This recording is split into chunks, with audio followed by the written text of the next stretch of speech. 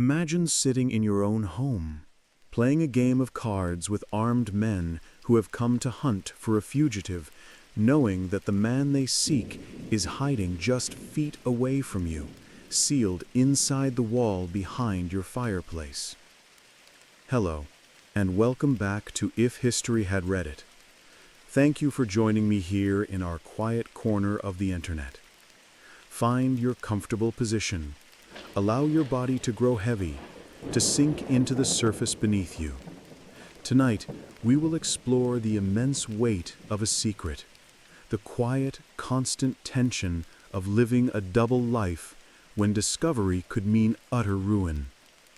We are about to take a journey across the ages, to listen to the whispers of those who carried a dangerous truth within them, a truth that could not be spoken. If these journeys into the quiet corners of the past bring you comfort, we are always grateful when you share your thoughts or simply let us know you are here. Every story shared adds another thread to our collective tapestry. Now, settle in. The human mind is a private country with borders and hidden territories known only to its ruler. But history is filled with moments when the state, or society, or one's own neighbors demand a passport to that inner world. They demand to know what you believe, who you are, what you have done. And in those moments, some are forced to build walls, not of stone, but of silence and deception. Tonight, we will listen to 4 quiet accounts from 4 different centuries that reveal how the universal, stressful art of concealment has echoed through time. We will feel the strain of a secret faith, the cold dread of a hidden identity, and the gnawing anxiety that comes from knowing that a single misplaced word or a curious glance could unravel everything. These are the stories of hiding a dangerous secret. Our journey begins not in the marble halls of the Senate, nor on the wind-swept frontiers of the empire, but on a dusty street in a provincial Roman city, sometime around the year 250. Let us imagine this place. The sun is a heavy, golden weight, warming the worn cobblestones and casting sharp, dark shadows from the porticos of the surrounding buildings. The air is a complex tapestry of scents, the sharp, yeasty aroma of bread baking in a communal oven, the sweet, cloying smell of overripe fruit from a vendor's cart, the faint, acrid tang of ammonia from the fuller's shop down the lane, where urine is used to clean and bleach wool. It is the scent of life, dense and layered. The sound is a constant low murmur. It is the sound of sandals slapping against stone, the rhythmic creak of a cart's wooden wheels, the distant clang of a blacksmith's hammer. Voices drift from the open doorways of apartments and workshops, a blend of colloquial Latin and the lingering echoes of local dialects. This is the world as it has been for generations, a place governed by the steady, predictable rhythms of commerce, family, and civic duty. But beneath this surface of comforting normalcy, a new and unsettling current has begun to flow, a quiet anxiety that has seeped into the very mortar of the city walls. The Roman Empire in the middle of the 3rd century is an entity under profound stress. The long golden afternoon of the Pax Romana, that unprecedented era of peace and stability, is fading into a troubled twilight. On the distant frontiers, Along the Rhine and the Danube, the pressure from barbarian tribes is relentless, a constant simmering threat that drains the treasury and preoccupies the legions. Within the empire, the political landscape is a treacherous swamp. Emperors rise and fall with bewildering speed, often proclaimed by their armies and just as quickly dispatched by a rival's blade. The silver currency, the denarius, is debased, its precious metal content shrinking year by year, fueling inflation that gnaws at the savings of merchants and the wages of laborers alike. For the average citizen, there is a pervasive sense that the world is less certain, less stable than it was in their grandfather's time. The foundations of their world feel as though they are trembling. In times of crisis, societies often look for a cause, a reason for their misfortune. The Emperor Decius, a man of stern military bearing from the provinces, believed he had found one. He diagnosed the illness afflicting Rome not as a failure of armies or economics, but as a failure of faith. The prosperity of the empire, he and many traditionalists argued, was built upon a sacred contract, the Pax Deorum, the peace of the gods. This was the belief that if Romans paid proper respect to their vast and ancient pantheon, the gods in turn would bless Rome with victory and stability. The recent troubles, therefore, were a sign that this contract had been broken. The gods were angry. His solution was direct and sweeping. In the year 250, Decius issued an edict, a decree that resonated from Britain to Egypt. It was a universal command for every single inhabitant of the empire, man, woman, and child, to demonstrate their loyalty and piety. They were required to perform a public sacrifice. This was not necessarily a grand or bloody affair. For most, it was a simple civic act. One would appear before a specially appointed commission of local magistrates, often set up in the town forum or near a temple. There, one would burn a pinch of incense on an altar fire, pour out a small offering of wine, and perhaps taste a morsel of the sacrificial meat. In doing so, you were honoring the traditional gods of Rome, and, crucially, the genius or guiding spirit of the living emperor.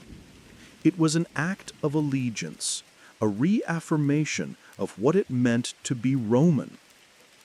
Upon completion of this rite, a person was issued a libellus, a certificate of sacrifice. It was a small, unassuming slip of papyrus, a piece of official paperwork.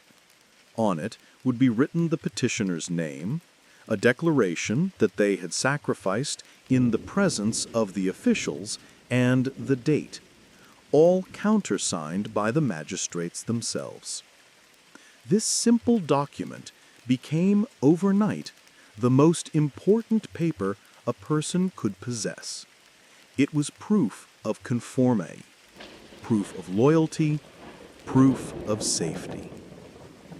And for one group within the empire, this bureaucratic requirement was a spiritual catastrophe: the Christians. Their faith was built on a foundation of radical exclusivity, the worship of one God and one God only. To burn incense to the Roman pantheon or the emperor's genius was not, for them, a trivial act of civic duty. It was idolatry. It was a profound betrayal of their deepest convictions, an act that would sever their connection to their God and imperil their eternal soul. But to refuse was to openly defy an imperial edict. It was an act of treason. This is the world of Titus, a potter. His life is one of earth and water and fire. His workshop is a small rented space on the ground floor of a bustling insula, one of the tall apartment blocks that house the city's working population. The room is perpetually coated in a fine, pale dust. In one corner, lumps of raw clay lie waiting, covered in damp cloths. In the center stands his wheel, its heavy stone flywheel polished smooth by the steady push of his foot. Shelves line the walls, crowded with his creations in various stages of completion. Simple, sturdy oil lamps, elegant wine jugs, and wide, shallow bowls, their surfaces waiting for the slip and glaze that will bring them to life. The air smells of damp earth, of the smoky heat from the kiln that dominates the back of the room. Titus is a man of routine. His days are shaped by the physical demands of his craft, the wedging of the clay to remove air bubbles, the patient centering of the spinning lump, the gentle, steady pressure of his hands that coaxes a vessel into being. It is a quiet, meditative work, one that has brought him a modest living and a respected place in his small community. His neighbors know him as a reliable craftsman, a quiet man who keeps to himself but is always fair in his dealings. They buy his lamps to light their homes, his bowls to serve their meals. He is a part of the neighborhood's intricate social fabric. But Titus carries a secret. In the quiet of the pre-dawn hours, before the city awakens, he and his family meet with a handful of others in the back room of a sympathetic merchant's house. They share bread and wine, not as a simple meal, but as a sacred remembrance. They listen to readings from their scriptures, letters from apostles, and stories of the life of Jesus. They pray not to the marble gods in the forum, but to a God they believe is unseen, yet ever present. This faith is the hidden axis around which his entire life revolves. Now, the edict of Decius has fallen upon his world like a net. The talk in the market, in the public baths, is of the sacrifices.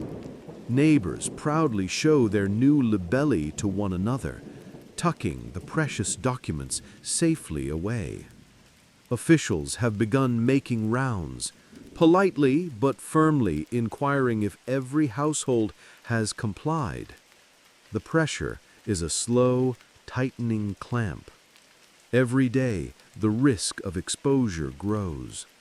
Every conversation with a neighbor requires a careful dance of deflection and half-truths. For Titus, the potter, the man of earth and fire, his world of quiet faith is on a collision course with the full, unyielding power of the Roman state. The weight of this secret and the choice that lies before him is becoming unbearable. It is from this place of silent, mounting dread that his story reaches us. Let's turn to a post from this time, a window into the mind of a man trapped between his conscience and his survival. My hands are shaking. I try to hide it by gripping the edge of the workbench, but the fine gray dust on my fingers betrays me. It trembles, like dust on a drumhead. Marcus the baker came by not an hour ago. His apron was still white with flour. He was smiling. He is always smiling. A big, broad, harmless smile. He held it out for me to see. The libellus. It was smaller than I expected. A slip of papyrus, not much bigger than my hand. The ink was black and looked fresh. I could see the lines of Latin. His name, Marcus Valerius, written in a neat, official script. At the bottom were the signatures of the commissioners, hurried and jagged. He was so proud. "A small thing," he said, puffing out his chest, "but necessary. Good to have it done. The gods must be appeased. The emperor must be honored." He looked at me, his smile faltering for just a moment. "You have yours, Titus?" The air in my workshop grew thick. The smell of damp clay suddenly felt like the smell of a tomb. I could feel the heat from the kiln at my back, but a chill went through me. I forced my own smile. I hope it looked real. "I am on my way to the forum this afternoon," I said. The lie came out so easily, too easily. It felt slick and practiced, and I hated myself for it. He nodded, his good humor restored. "Good, good. Best not to delay." He clapped me on the shoulder, leaving a white handprint of flour on my tunic. Then he was gone, humming a tune as he walked down the street. I have been standing here ever since. My hands are still shaking. Every day is like this now, walking on hot coals. A simple trip to the market is test. The priests at the temple of Jupiter seem to watch me as I pass. Their eyes are like chips of flint. I see the smoke rising from their altars and I have to look away, a sick feeling twisting in my gut. I see a legionary patrol and I flinch, thinking they have come for me.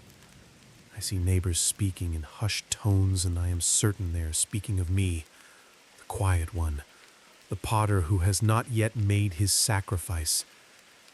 My work used to be my peace, the rhythm of the wheel, the feel of the wet clay rising between my palms. It was a prayer of its own. I take a lump of earth, formless and coarse, and I give it shape. I make something useful, something beautiful. I could lose myself in it for hours. Now the fear is my shadow at the wheel. It sits with me. As I shape a bowl, I think, whose hands will hold this? Will it be for a family like mine? Or will it hold wine poured in offering to a stone god? I pull up the walls of a jug and I see the walls of a prison cell. Last night, after our son Lycomedes was asleep, his small chest rising and falling in the candlelight, Helen held my hand. Her hand was not shaking. It was steady and warm. "What will we do?" she whispered. Her voice was so quiet, it was barely more than a breath. I had no answer. I looked at our son. He is only 6. He knows nothing of this. He knows only that his father makes pots and his mother sings him lullabies. How can I explain to him that the world wants us to bow down to a lie?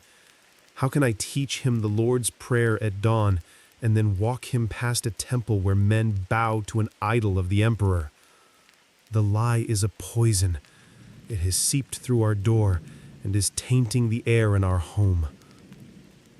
We still meet with the others in the cellar of a wine merchant, surrounded by great looming amphorae that smell of sweet dark wine. There are only 12 of us left. Last week there were 15. 3 families have complied. We do not judge them. How can we? We see the terror in their eyes, the same terror that lives in our own hearts. We pray for them. We pray for their souls. But their absence is a new kind of fear. It makes our own little group feel smaller, more fragile. We hear stories, whispers carried by traveling merchants. In Carthage, they say the governor is ruthless. Believers have been thrown to the beasts in the arena. In Smyrna, a bishop stood before the proconsul and refused. They burned him alive. We speak their names in our prayers. They are martyrs. They are saints. Their courage is a fire that warms us in the cold cellar. But Is it a fire I can stand in? When I look at Helen, when I think of Lycomedes finding his father gone, the martyr's courage feels like a distant star, bright, beautiful, but too far away for me to touch. Then there are the other stories, the ones we speak of with more shame. Stories of the lapsed ones, those who stumbled, those who burned the incense. They live, but what is their life now? They carry a different kind of death inside them. I see a man in the market who I know used to meet with us. He bought his libellus. Now he cannot meet my eyes. He rushes past, his face a mask of shame. I do not know which is worse, to die for the truth or to live with the lie. I have spent the sleepless hours turning over our choices. Like misshapen pots, I am inspecting for cracks. There are so few. We could refuse. We could stand before the magistrates and declare our faith in the one true God. My heart swells at the thought to finally speak the truth, to cast off this heavy cloak of lies. But then the vision shifts. I see Helen's face, stricken with grief. I see Lycomedes, alone, my business seized, my name disgraced, my body broken. Is that what God asks of me? To abandon my family for a truth they would suffer for? We could flee, sell my workshop, my tools, gather our few coins, and simply disappear. But where would we go? This edict covers the whole world, as far as I know it. We would be vagrants, sleeping by the road, always looking over our shoulders. We have no family in other provinces. We would be friendless, penniless, and still hunted. We could do it. I could walk to the forum, take the pinch of incense, and let it fall on the coals. The act would take but a moment. A puff of smoke, a signature on a piece of papyrus, and we would be safe. Life would go back to normal. But I know it wouldn't. I would feel the grit of that incense in my soul forever. Every time I prayed, the memory would be there. I would have traded my soul for a few more years of anxious peace. The thought makes me want to vomit. There is one other path, a path of shadows. The wine merchant, a good man, told me of it. There are officials, he says, whose greed is stronger than their piety. For a steep price, a man can acquire a libellus without ever touching the incense. Or he can pay a pagan, a dock worker with no allegiances, to make the sacrifice in his name.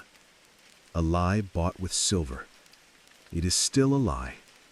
The certificate would be a fraud, but my hands would be clean of the sacrifice itself. My knees would not have bowed. Is this a clever path to survival, or is it just a more expensive form of cowardice? It is a compromise, a stain, but it would keep my family safe, and it would keep me alive. Alive to teach my son, to worship in secret, to wait for these dark times to pass. I look at my hands now. They're caked with drying clay. I can scrape it from under my nails. It is honest dirt from the earth. If I do this, if I buy a lie, will my hands ever feel clean again? I do not know. The sun is lower in the sky now. The afternoon is waning. Soon Marcus the baker will be closing his shop. He will go home to his family, his libellus tucked safely away, and he will sleep the sound sleep of the untroubled. For me, the night will be long. The questions will still be there. And tomorrow, the sun will rise, and I will have to walk on hot coals again. I am so tired of the lying. The weariness in Titus's words is almost tangible across the centuries. It is the deep, soul-level exhaustion that comes not from physical labor, but from the relentless internal work of maintaining a deception. His struggle provides a remarkably intimate view of a historical turning point. The Dacian persecution was not the longest or the bloodiest, but it was psychologically pivotal. For the first time, the Roman state was not merely punishing Christians for specific disturbances, it was actively compelling every citizen into a single, uniform expression of piety, turning a bureaucratic procedure into a profound test of conscience. Titus's agonizing over his choices was a silent debate happening in countless households across the empire. His fear of becoming one of the lapsi was particularly prescient. When the persecution ended abruptly with the emperor's death in battle a year later, the Christian church found itself grappling with a deep internal crisis. What was to be done with the thousands who had, through fear or pragmatism, acquired a libellus? The arguments over whether these lapsed believers could be forgiven and readmitted to the community created schisms that lasted for decades. It demonstrates that the consequences of such a secret, whether kept or broken, did not end when the immediate danger passed. The psychic scars remained. The option Titus considers of purchasing a fraudulent certificate highlights the complex moral landscape of survival. For those with the means, it was a practical, if spiritually compromising, solution to an impossible choice. It transformed a test of faith into a transaction, a way of satisfying the state's demand for a piece of paper without sacrificing one's soul on an altar. Yet, as we hear in Titus's own words, even this path offered no true peace, only a different kind of stain. His secret became his world. It was a hidden current beneath the placid surface of his life as a craftsman, a constant filter through which he saw everything, his work, his neighbors, his own family. It is a testament to the immense weight a person can carry in silence. The Roman Empire would, in a future Titus could scarcely imagine, embrace the very faith he was forced to hide. But the machinery of power that demands conformity of belief would not vanish from the world. It would merely lie dormant, ready to be rebuilt in other lands, under other skies, forcing new generations to learn the stressful art of concealment. The fundamental struggle, the quiet fear of the hidden man, would echo again. Let us allow the dust of the Roman Forum to settle and travel forward now across more than a millennium. We leave behind the warm, sun-baked stones of the Mediterranean and journey north to an island nation of deep green fields and brooding gray skies. The year is 1588. The place is England. History has performed one of its most profound inversions.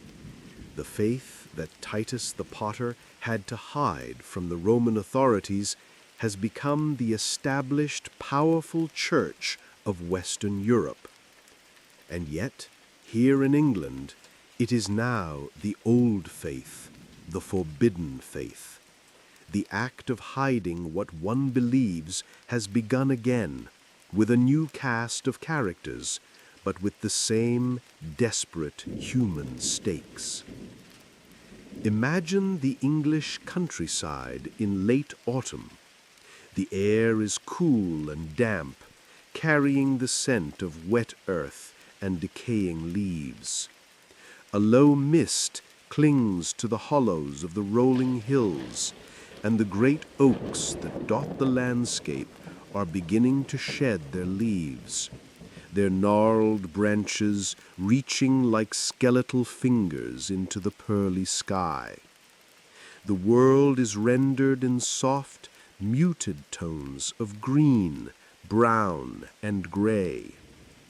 The primary sounds are the cry of rooks circling the ancient trees, the distant bleating of sheep, and the steady drip of moisture from the eaves of a great stone manor house. This house is our setting. It is a formidable structure of pale, lichen-spotted stone and dark timber beams, a testament to the wealth and endurance of the family that has lived within its walls for generations. It is a place of seeming permanence and security, with its leaded glass windows, its tall, ornate chimneys breathing plumes of wood smoke, and its formal gardens giving way to a vast, managed park. Yet this fortress of English aristocracy is now a place of profound secrecy and danger. To understand the fear that permeates this house, we must understand the kingdom it belongs to. England, under Queen Elizabeth I, is a nation defined by its defiant Protestantism. The Queen's father, Henry VIII, had severed the nation from the authority of the Pope in Rome, creating the Church of England. After a brief, bloody return to Catholicism under her half-sister, Mary, Elizabeth established a religious settlement that sought a middle way. But this was a fragile peace. To the great Catholic powers of Europe, particularly Spain, Elizabeth was a heretic and an illegitimate ruler. Plots against her life were a constant threat, often with the aim of replacing her with her Catholic cousin, Mary, Queen of Scots. By 1588, this Cold War of ideology had turned hot. King Philip of Spain has amassed an enormous fleet, the Invincible Armada, with the express purpose of invading England and forcibly returning it to the Catholic fold. The entire country is on a war footing, gripped by a potent mixture of patriotism and anti-Catholic paranoia.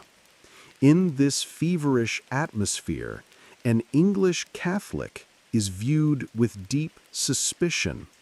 To be a recusant, one who refused to attend the mandatory Protestant services, was to invite ruinous fines and social ostracism.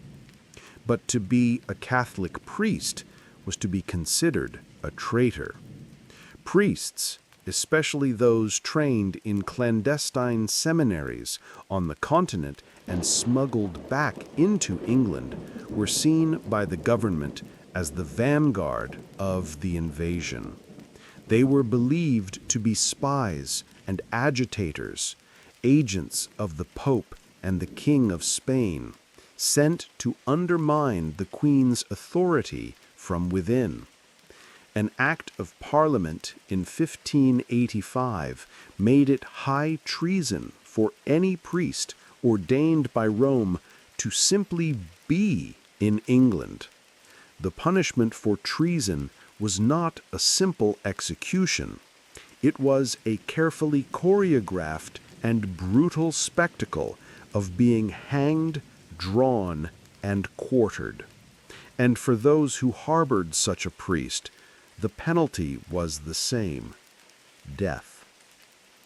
This is the reality that has transformed the great country houses of recusant nobles into secret sanctuaries. And it gave rise to one of the most fascinating and desperate architectural innovations of the era: the priest hole. These were not mere hiding cupboards. They were marvels of clandestine engineering. often designed by a brilliant Jesuit lay brother named Nicholas Owen, a man later tortured to death for refusing to reveal their locations. A priest hole was a purpose-built hiding place, camouflaged with breathtaking ingenuity.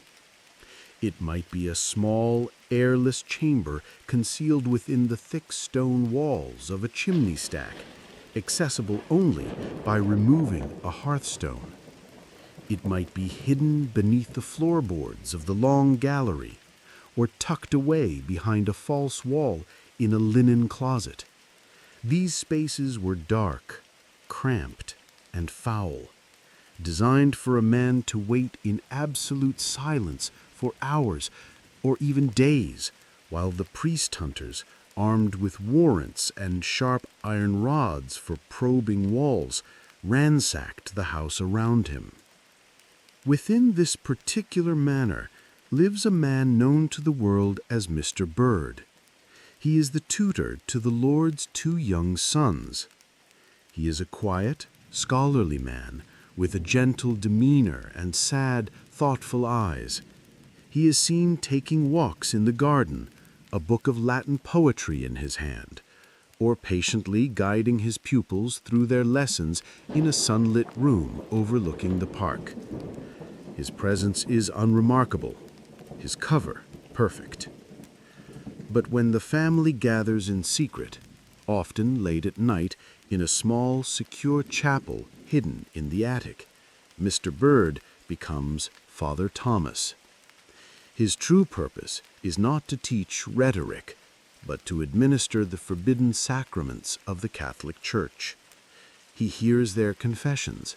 He baptizes their newborns in secret, and, using a portable altar stone and smuggled vestments, he celebrates the Mass. He is the spiritual heart of this household, and his presence puts a noose around the neck of every person who knows he is there. It is a life of constant, whispered vigilance, a double life where a single mistake, a careless word from a servant, could bring utter devastation. We join this household on a night when that devastation feels terribly close. The priest hunters are at the door. The cards feel slick and heavy in my hand. My palm is sweating. I can feel a single drop of moisture slide down my wrist, cold against my skin. Across the table, my wife, Eleanor, arranges her own hand. The candlelight catches the silver threads in her hair. Her face is a perfect, calm mask, but I know her. I see the tightness around her eyes. I see the pulse beating too fast in the pale skin of her throat.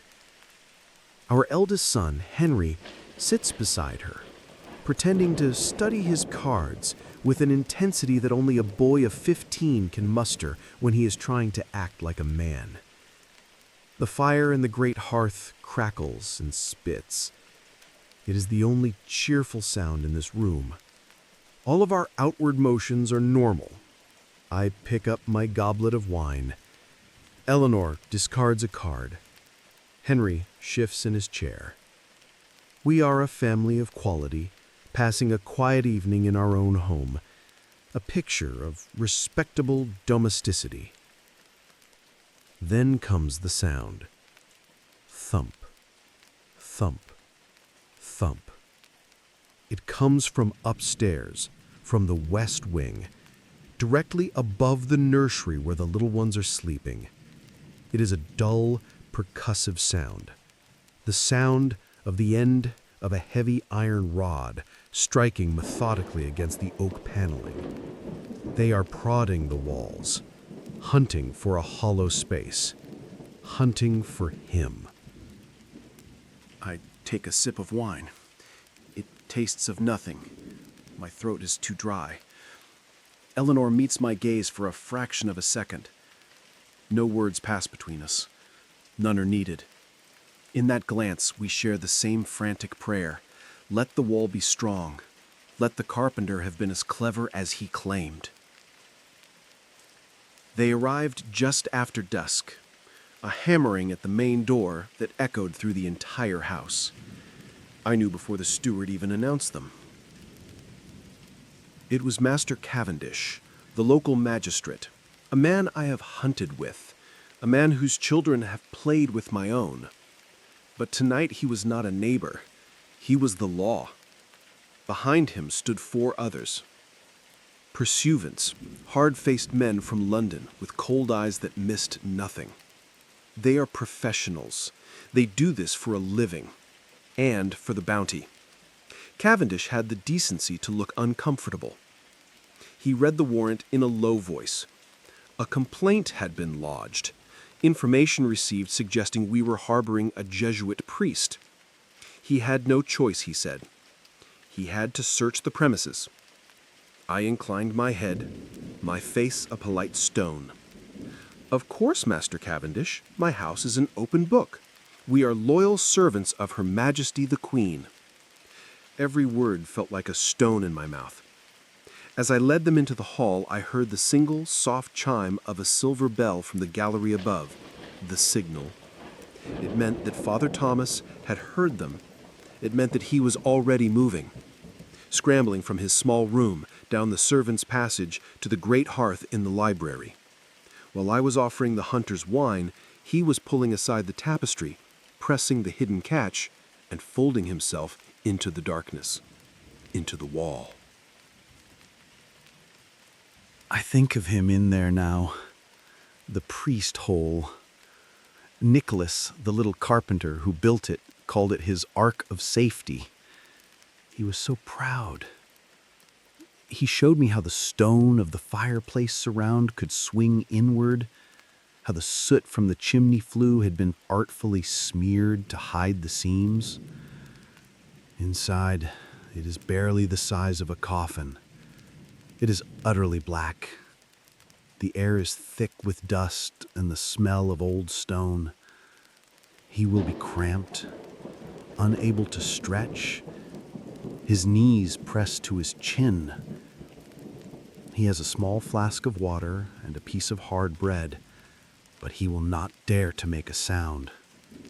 He will be listening to the thumps of the iron rods, knowing that each one is a test between his life and their diligence. Thump, thump. Now they are in the long gallery. I can hear their heavy boots on the floorboards above us. I picture them staring up at the portraits of my ancestors, my father, my grandfather. Stern, bearded men who lived and died in the old faith without question, without fear. What would they think of me, playing cards with my enemies while a priest of God hides in my wall like a fox in a hole? I feel a hot flush of shame, but I push it down. This is not their time. The rules are different now. Fear is the air we breathe. I worry for my children. I pray the little ones sleep through this. I pray the hunters, in their zeal, do not burst into their rooms and terrify them. And I worry for Henry, sitting here beside me. He is trying so hard to be brave, but I see him start at every loud noise from above. He knows who is in the wall. He reveres Father Thomas. He is old enough to understand the penalty for being discovered. I have placed this terror in my son's heart. It is a heavy burden for a father. Even in this room, we are not safe. The steward, the cook, the maids who move silently in the shadows. They are our people. They're loyal. I believe they are. But the Queen's reward for the capture of a priest is a fortune for a working man. A temptation that could undo a lifetime of loyalty. I find myself watching them too, looking for a flicker of fear or greed in their eyes. The paranoia is a sickness. It makes you a stranger in your own home. Eleanor places a card on the table. A queen. She looks at me, a silent command. Play. Be normal. Why do we do it? I ask myself that question every night. Why risk our lands, our name, our very lives for this? And then I remember the quiet solace of confession with Father Thomas, the weight of my sins lifted by his gentle words. I remember the secret mass in the attic, the flicker of the candles on the hidden altar, the taste of the communion wafer, a taste of true faith in a land of hollow ceremony. He is our link to God. Without him we are adrift. The risk is the price of our souls. A new sound. A loud crash from upstairs, a heavy chest being overturned. Henry jumps, his cards scattering onto the table. "Steady, son," I say. My voice sounds calm, miraculously calm. From the top of the stairs, Cavendish's voice rings out.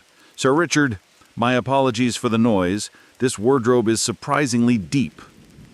I raise my voice, making it sound unconcerned, even a little bored.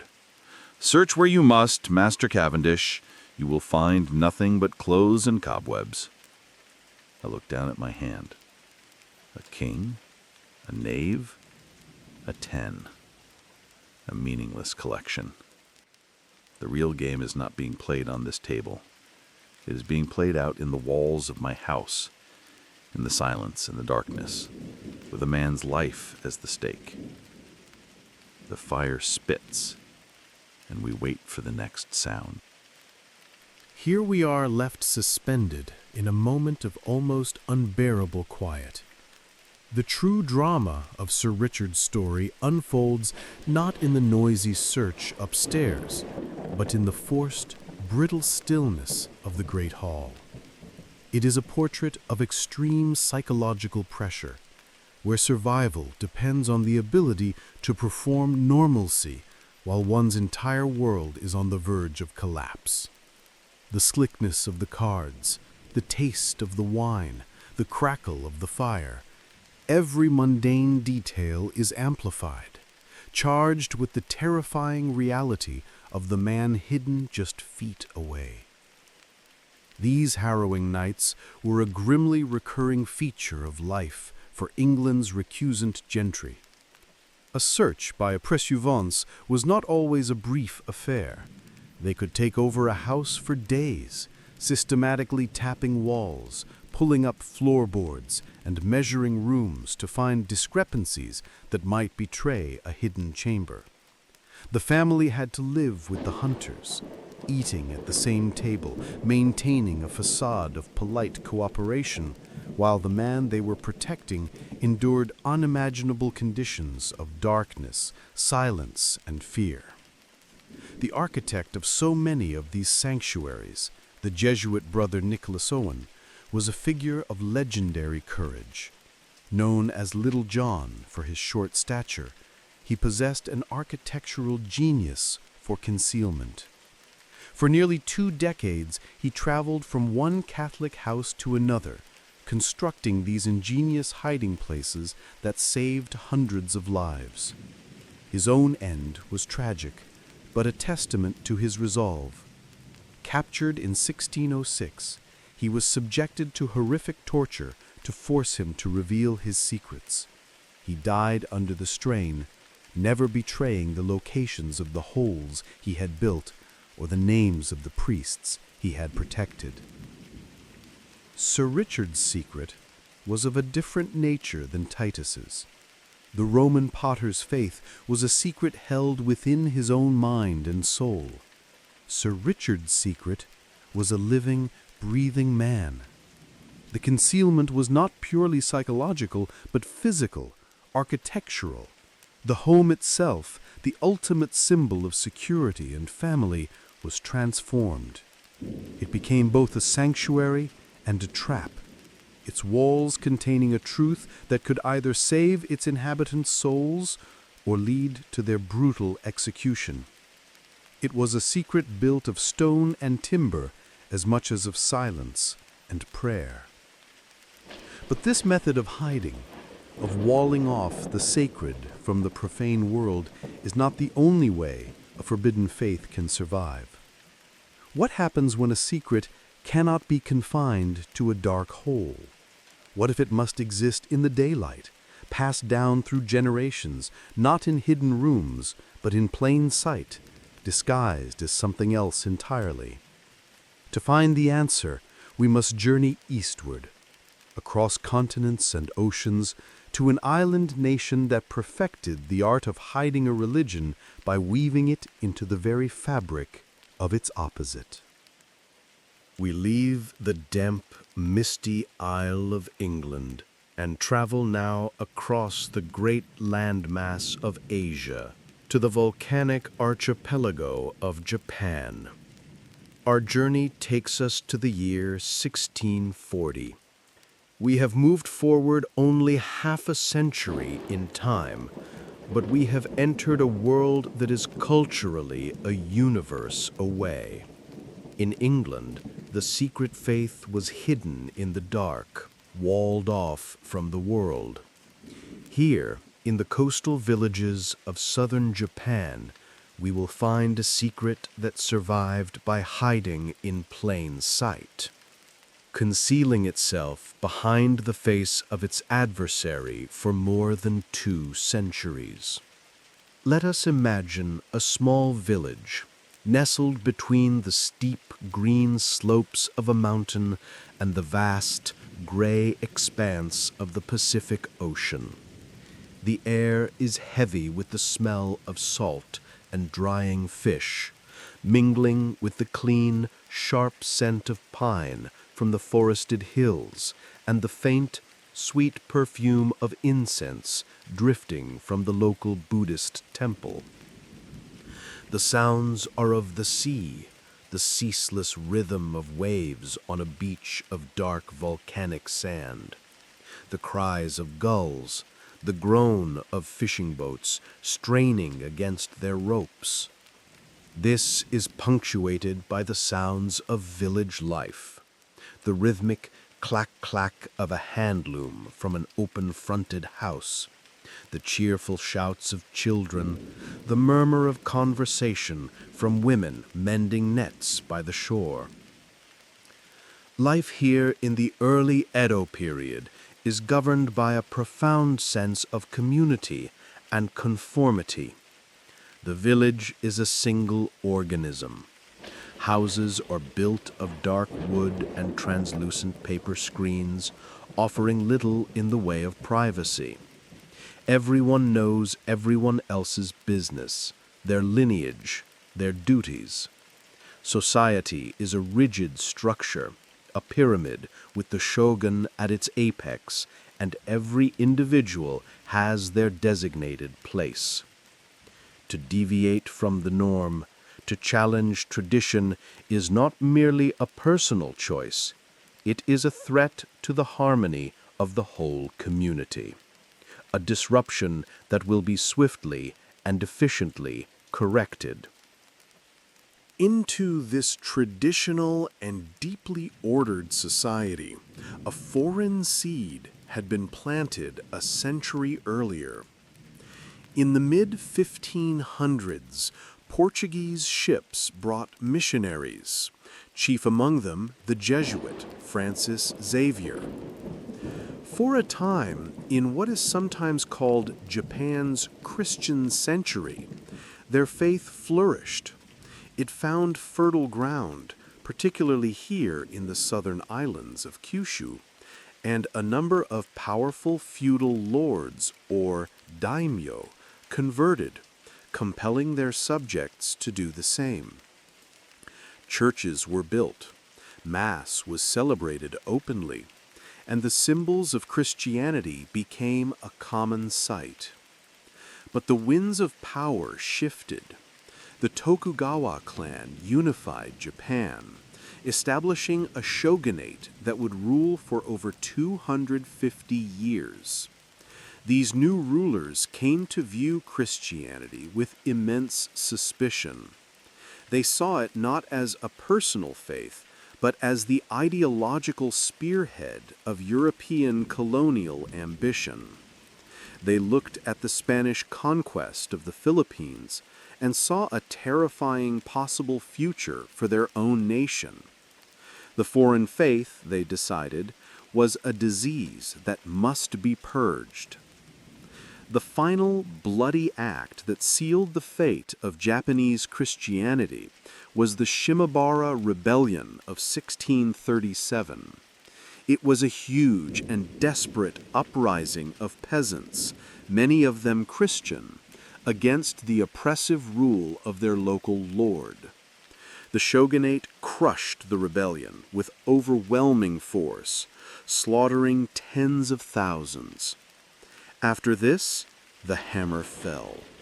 The government implemented the policy of sakoku, the locked country. Almost all foreigners were expelled. Japanese citizens were forbidden to leave. And the final eradication of Christianity began in earnest. The authorities devised a devastatingly effective psychological tool to enforce their will: the fumie, or trampling picture. These were bronze or wooden plaques bearing an image of Jesus or the Virgin Mary.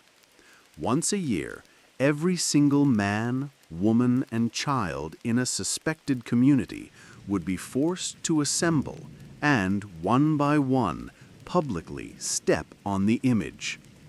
It was a ritual of renunciation, a physical act of desecration designed to prove one's loyalty to the shogun and the gods of Japan.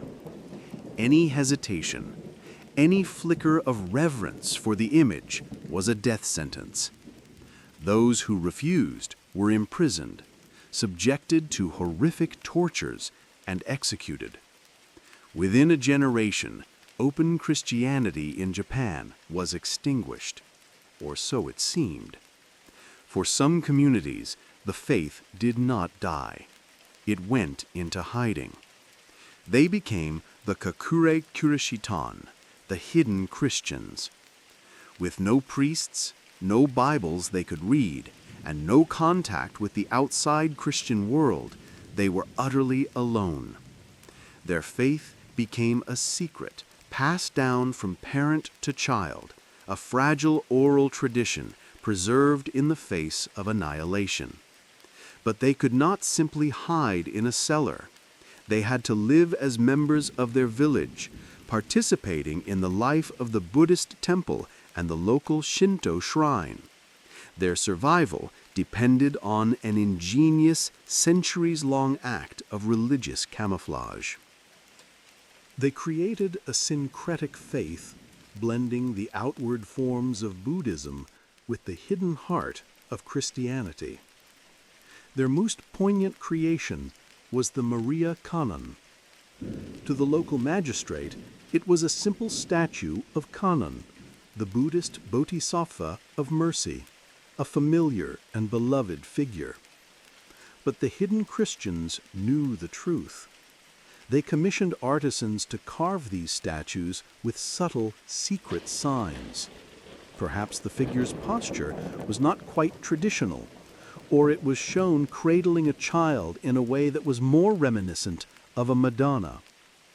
Often, a tiny disguised cross would be carved into the back of the halo or the pattern of the robes, invisible to any but the most searching eye.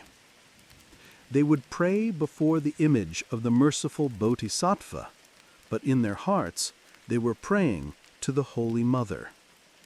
Their prayers, the oratio, were a garbled memory of the Latin oratio. Passed down orally for generations, words like Amen and Santa Maria became distorted, Japanized, and woven into phrases that sounded to an outsider like a Buddhist sutra or a Shinto chant. They disguised baptisms as a traditional ceremony for a newborn baby. The sacred wine of communion became sake, rice wine. Every aspect of their faith wore a mask. Our story comes from one such village and from a woman named Kino. She is an artisan, a weaver of intricate silk fabrics. Her hands are nimble and sure, her work respected. Her family has carried this secret for 3 generations. It was her great-grandfather who saw the churches torn down, her grandfather who first learned to pray to the Maria Canon. The secret is her inheritance, a heavy, precious, and terrifying heirloom. It is a dual identity she has lived with since she was a small child. But now she is a mother herself, and she must pass the secret on. She must teach her own daughter how to see a Christian mother in a Buddhist goddess, and how to live a life built upon a lie that is also her most profound truth. My daughter, Hannah, was helping me clean the small altar in the corner of our main room. Her hands are so small and careful as she wipes the dust from the wooden shelf. She is only 8 years old, but she has a stillness about her, a seriousness that makes my heart ache. She picked up our canon. The statue is carved from dark cherry wood, polished smooth by the hands of my mother and her mother before her. It is our most precious thing. She held it, tilting her head. "Mother," she said, her voice a clear small bell. "The Dutch traders at the port. Their ship had paintings. A woman with a baby. She looked very sad and very kind, like our Kanon-sama." She looked from the statue to my face, her eyes wide with innocent curiosity. "Why does our statue of the merciful Bodhisattva look so much like their foreign Holy Mother?" The air left my body. It was as if I had been plunged into the cold winter sea. For a moment I could not speak. The whole world seemed to stop. The sound of the loom in the next room, the cry of a gull outside, all of it fell silent. In her hands, she held not just a piece of wood. She held the secret that has kept our family alive for 60 years. A secret that has killed other families. I made myself smile. The smile felt like a clay mask, stiff and fragile. "What a clever girl you are to notice such things," I said. My voice sounded thin. "It is just a coincidence, a fancy of the artist who carved it long ago, perhaps. All mothers who love their children look a little bit alike, don't they?" She accepted this. She is a good, obedient child. She nodded, placed the statue carefully back in its place between the incense burner and the rice offering, and then went outside to play. I stood there, my hands pressed against the wood of the altar shelf to keep them from trembling. The lie I told her was not like the others. It was not the public lie we all live with, the lie of bowing to the temple priest or trampling on the holy picture. This was a private lie, a lie to my own daughter about her own soul, and it felt heavier than all the others combined. The lies get heavier with each generation. My grandfather, the old Ji-sama of our group, he remembers. He heard the stories from his father, who saw the last priest hanged. He knows the true sounds of the Latin prayers, the oratio. When he leads us in the dark of the storeroom, his voice is strong. But when I say the words, they are just sounds to me. Amino, batiso, kurusu. Sacred sounds, yes, but the meaning is a ghost, a faded watercolor. I teach them to Hannah, just as my mother taught them to me, but I am teaching her a song whose story I only half remember. I worry that one day our children's children will say the words, and they will be nothing but empty air. My work is at the loom. The rhythm is the heartbeat of my life. Thump goes the beater, pressing the threads together. Schlick goes the shuttle, flying from one hand to the other. I am weaving a bolt of silk for the magistrate's wife. The pattern is of clouds and cranes, a respectable, traditional design. But here and there, if you know where to look, in the weave of the cloud, I have worked a tiny cross, a thread of white against a thread of gray. No one would ever see it, only me. It is my own secret prayer woven into the fabric. My life is like this bolt of cloth. On the surface, it is smooth and orderly, the pattern correct. But underneath, woven into the very structure of it, is this hidden shape, this secret truth.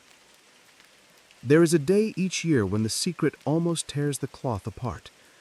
On that day, the officials come from the city. They are always grim, silent men in dark kimono. We are all assembled. They bring a bronze plaque, worn smooth now by the feet of our parents and our grandparents. When it is my turn, I feel nothing. I have built a wall inside myself. I walk forward, I place my foot upon the cold metal, I step off. I bow to the officials. But the true struggle is watching my daughter, Hana. I had to teach her how to do it. "Step firmly, my love," I told her, my voice a hollow whisper. "It is just a game." Her little foot, so small, stepping on that face. And she looks back at me, her eyes trusting. She believes me. That is the deepest wound of all. I am teaching my daughter that the most sacred thing is a thing to be defiled. I am teaching her to crush her own soul and to call it obedience. And yet, we have our own truth. I remember her baptism. Our Ji-sama came to the house at night. We lit a single candle in the room where I keep my loom. He did not use a font. He used a special seashell that his own grandfather had hidden from the priests. He touched the water to Hana's forehead and whispered the garbled words, the orasho of baptizo. And in that moment, in the flickering light, with the sound of the ocean outside, she was claimed. She was one of us.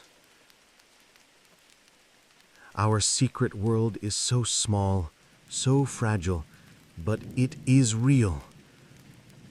When we celebrate the New Year with the rest of the village, we light a special candle in our house. For them, it is for the New Year. For us, it is for the birth of the Deus' Son. A secret joy, hidden inside a public one. Hana's question has unsettled me more than any visit from the magistrate. Her mind is bright. She sees things. And a bright mind is dangerous. It asks questions. It connects things that should remain separate.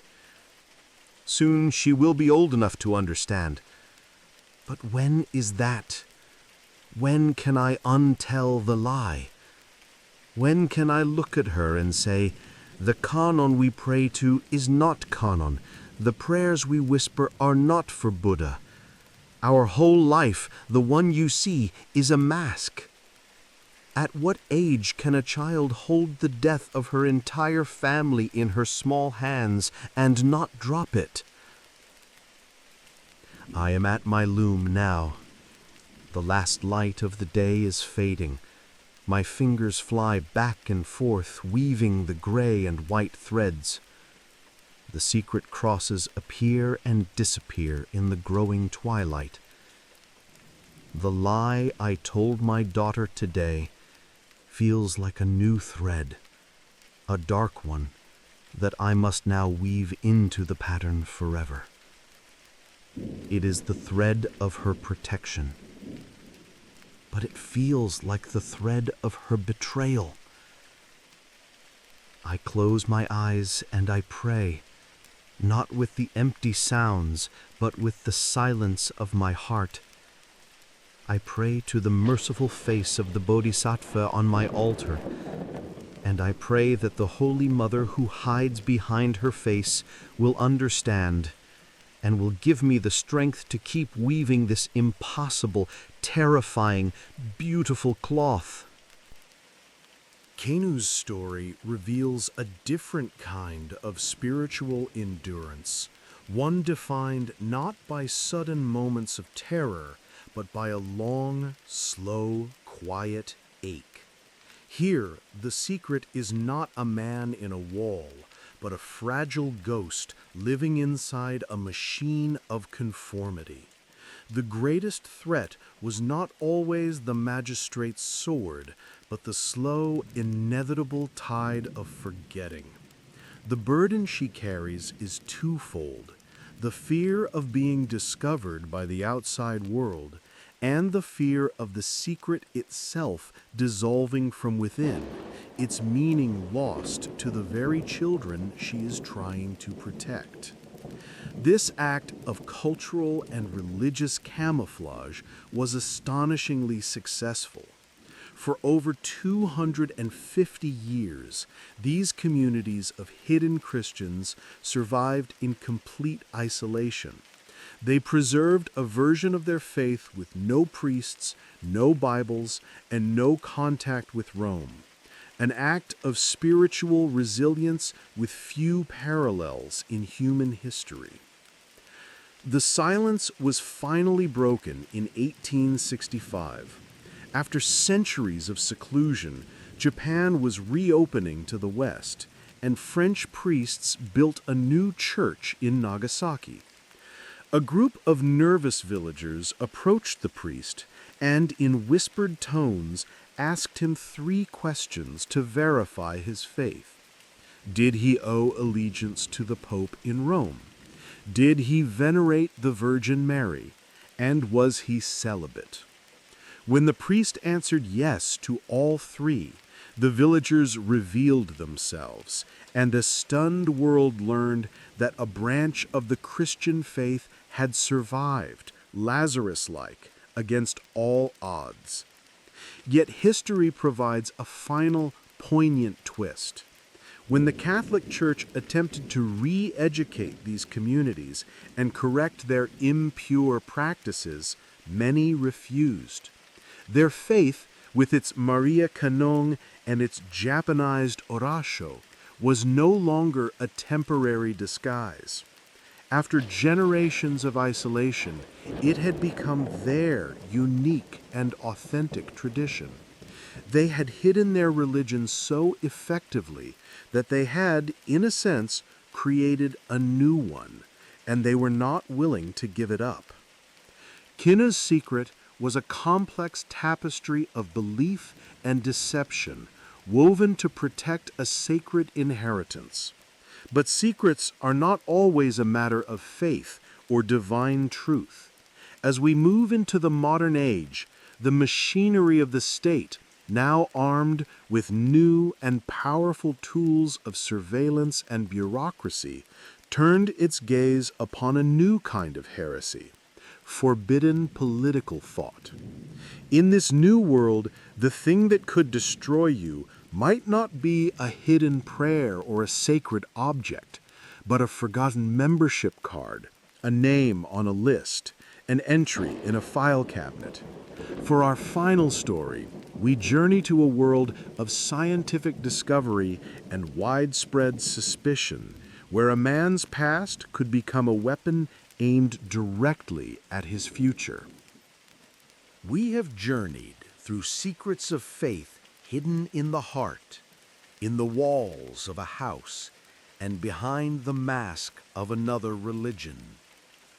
Now, for our final story, we arrive in a time and place where the most dangerous secret is not about how one worships God, but about what one thinks of man and his society. We travel to the United States of America in the year 1953. The instruments of persecution are no longer the iron rod or the inquisitor's warrant, but the bureaucratic file, the anonymous accusation, and the loyalty questionnaire. The heresy is ideological. Imagine the America of the early 1950s. On the surface, it is a nation of supreme confidence and unprecedented prosperity. The streets are filled with large, gleaming automobiles with chrome fins like rockets. In the burgeoning suburbs, neat houses sit on manicured lawns, their windows flickering with the blue-gray light of the new television sets. The radio plays cheerful jingles and upbeat pop songs. It is a world that has triumphed in a global war and now sees itself as the standard-bearer of freedom and progress, a land of limitless opportunity. But beneath this bright, polished surface runs a deep and chilling current of fear. This is the atomic age. School children practice duck and cover drills, hiding under their desks in preparation for a nuclear attack that could come at any moment. The world has been cleaved in two, a stark black and white struggle between the free world, led by the United States, and the communist bloc, under the control of the Soviet Union. This is the Cold War, and it is a conflict fought not only with armies and spies, but with ideas. It fostered a belief that the enemy was not just outside the gates, but had already infiltrated the nation itself. This fear turned inward, igniting the Second Red Scare. A series of geopolitical shocks, the victory of Mao's communists in China, the successful test of a Soviet atomic bomb far earlier than expected, the outbreak of war in Korea, created a climate of near panic. It seemed to many that America was losing, and that this could only be explained by traitors from within. This sentiment was ruthlessly exploited by politicians like Senator Joseph McCarthy, who built a career on making sensational, often baseless accusations of communist infiltration in the highest levels of government. The hunt for subversives was on. The goal was not necessarily imprisonment or execution, but a kind of civic death. The House Un-American Activities Committee held televised hearings that destroyed reputations. Blacklists were created, particularly in Hollywood, that made it impossible for accused writers and actors to work. And for anyone in a position of public trust, especially in government or science, the loyalty oath and the security clearance became paramount. The weapon of choice was the background check, a forensic examination of a person's entire life. Every group they had ever joined, every petition they had ever signed, every friend they had ever had. The process was opaque, the accusations often anonymous. To be investigated was to be presumed guilty. Our setting is one of the nerve centers of this new America, a national laboratory in a remote, secure location. It is a place of paradox. Within its fences, some of the most brilliant minds on the planet are engaged in the purest form of intellectual inquiry, exploring the fundamental building blocks of the universe. The air hums with the sound of advanced machinery, and chalkboards are covered in elegant, complex equations. Yet this cathedral of reason is also a fortress of the national security state.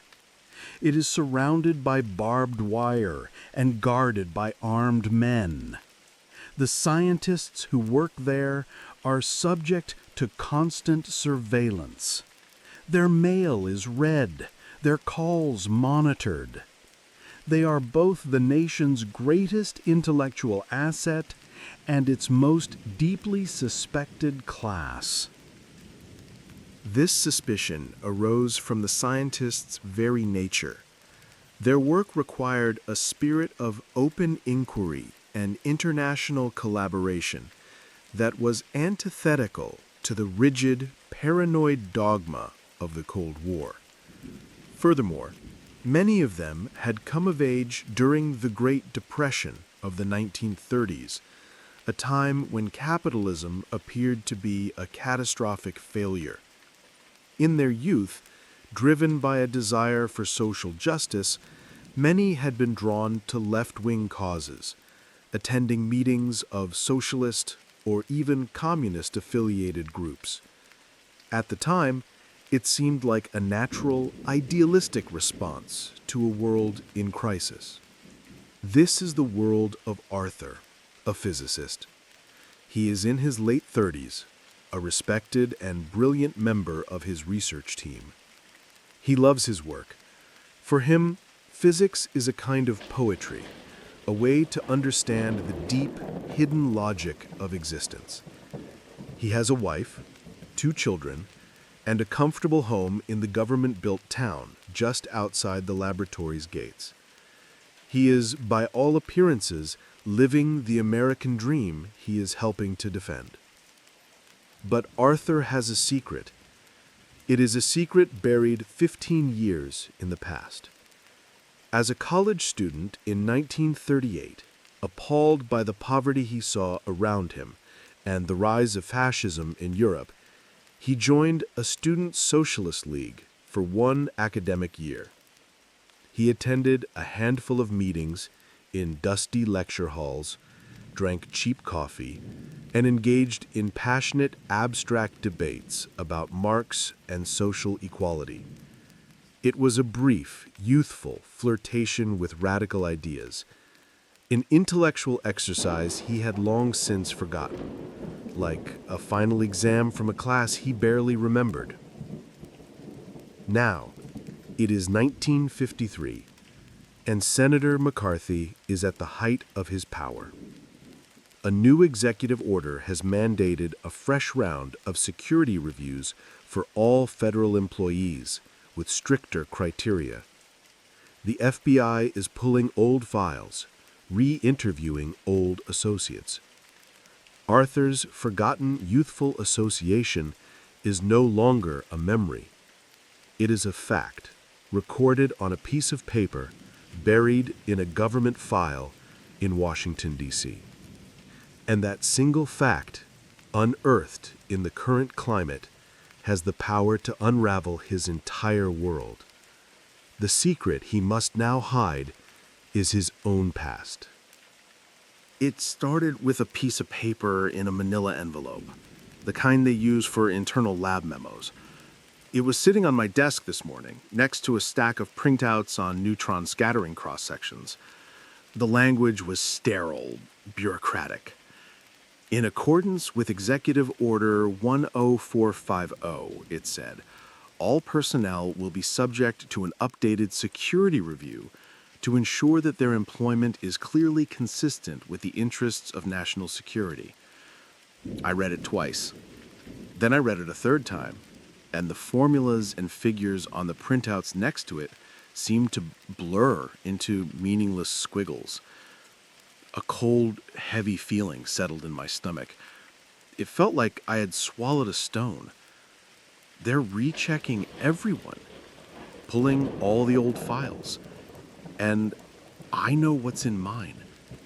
Buried somewhere in a dusty FBI file cabinet in Washington is a ghost. My ghost.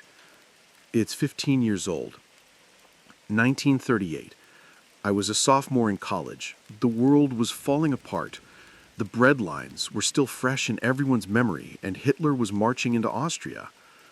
I was 19. I was angry. I wanted to do something. I wanted the world to make sense, to be fair. A friend invited me to a meeting of the Student Socialist League. I can still conjure the memory if I try hard enough. A damp, chilly lecture hall in the basement of the history building. It smelled of wet wool coats and old paper. There were maybe 20 of us, sitting on uncomfortable wooden chairs, drinking bitter coffee out of paper cups. We argued about Keynes and Marx. We debated the Spanish Civil War. It all felt so urgent, so important. For a few months, I paid my dollar in dues. I went to the meetings. I felt like I was part of a great intellectual struggle for a better world. Then the semester ended. I got a summer job. The next year, I discovered quantum mechanics and fell in love with a different kind of universe, one with cleaner, more beautiful laws. I never went back. I never even thought about it again. Until now. Now, in this world of loyalty oaths and blacklists, that dusty basement room is not a memory. It's a liability. My passionate debate is now indoctrination. The Student League is now a subversive organization affiliated with the Communist Party. The words have all been changed. They have been twisted into weapons, and they are all aimed at me. The atmosphere in the lab has changed. It's been changing for a while, but this new memo has made it worse. The easy camaraderie is gone. Conversations in the cafeteria are quieter. They stick to safe topics. The weather, baseball. You look at a colleague you've worked with for a decade, a man you've shared breakthroughs and frustrations with, and you find yourself wondering, what's in his file? Is he watching me? Would he report me if I said the wrong thing? Science cannot breathe in this atmosphere. Science needs open debate, skepticism, the free exchange of ideas. But we are being asked to be suspicious, to be conformist, to check our minds at the gate right next to our briefcases. Next week, we have to fill out the new forms. The updated Standard Form 86. I have a copy on my desk at home. I stare at it at night, after my wife, Helen, and the kids are asleep. It's dozens of pages long. It asks for every address I've ever lived at, every job I've ever had. And then there is question 22. Are you now, or have you ever been, a member of any organization, association, movement, group, or combination of persons which advocates the overthrow of our constitutional form of government, or which has adopted the policy of advocating or approving the commission of acts of force or violence to deny other persons their rights under the Constitution? How do I answer that? If I check yes and try to explain the context of a 19-year-old boy during the Depression, I'm finished. My clearance will be revoked before the ink is dry. My career will be over. But if I check no, I am committing a felony. Perjury. What if they already know? What if some other student from that group, hauled before a committee, gave them a list of names to save his own skin? Then my lie is not just a lie, It's proof of my disloyalty, proof that I have something to hide. It is a perfect trap. I can't tell Helen. How could I explain it to her? Our whole life is here. Our house, with its neat lawn and the rose bushes she is so proud of. The children's school. Our friends. Everything is tied to this job, to this place. She wasn't part of that world in 1938. She wouldn't understand how innocent it was. All she would hear is the words they use on the television news. Communist, subversive, traitor. I see the fear it would put in her eyes. The secret keeps me silent. A stranger in my own home. Last night, a news report about Oppenheimer's security hearing came on the television. I felt my blood run cold. I quickly changed the channel to a comedy show. Helen gave me a strange look, but said nothing. My mind, the tool I use to solve problems, is useless here. I'm a physicist. I deal with evidence, with reproducible results, with logic. This is a world of shadows, of innuendo. A world where an accusation is its own proof. They don't have to prove I'm a spy. They just have to prove I am a security risk. And my past, that brief, forgotten year of my youth, is all the proof they need. They can take my entire life's work, my dedication, my loyalty, and erase it all because of who I was for a few months when I was 19. I've considered my options. They are all poor. I can go to the security office and confess, throw myself on their mercy. But there is no mercy in this system. I can lie on the form and live in constant terror of being discovered. Or I can resign. Just quit. Walk away before the review is finalized. But that is also a red flag. Men like me don't just leave a place like this. The suspicion would follow me, a black mark on my name for the rest of my life. So, I sit in my study late at night. The house is quiet. The kids are sleeping safely in their beds. Through the window, I can see the streetlights, the other houses, the perfect, peaceful picture of the life I have built. On the desk in front of me is the questionnaire. That single piece of paper holds the power to burn it all to the ground. I, a man who works with the fundamental forces of the universe and being undone by a ghost made of paper. Here, in Arthur's quiet study, our journey reaches its final destination, in the chillingly familiar terrain of the modern state. His fear is not of a baying mob or a torturer's rack, but of something quieter and arguably more insidious, the bureaucratic machine. The weapon leveled against him is his own history, curated and interpreted by a hostile system. The secret is not a prayer, but a piece of data, and the trial is an administrative review. Arthur's dilemma was a tragically common one during the height of the Red Scare. Thousands of Americans, academics, civil servants, artists, and laborers found their lives, careers, and reputations destroyed by a past association, a signed petition, or an anonymous accusation. The human cost was immense. Beyond the famous Hollywood blacklists, teachers were fired, factory workers were dismissed, and diplomats were driven from their posts.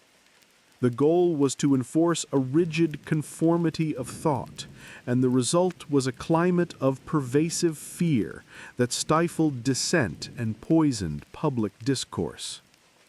This specific era of intense paranoia would eventually burn itself out.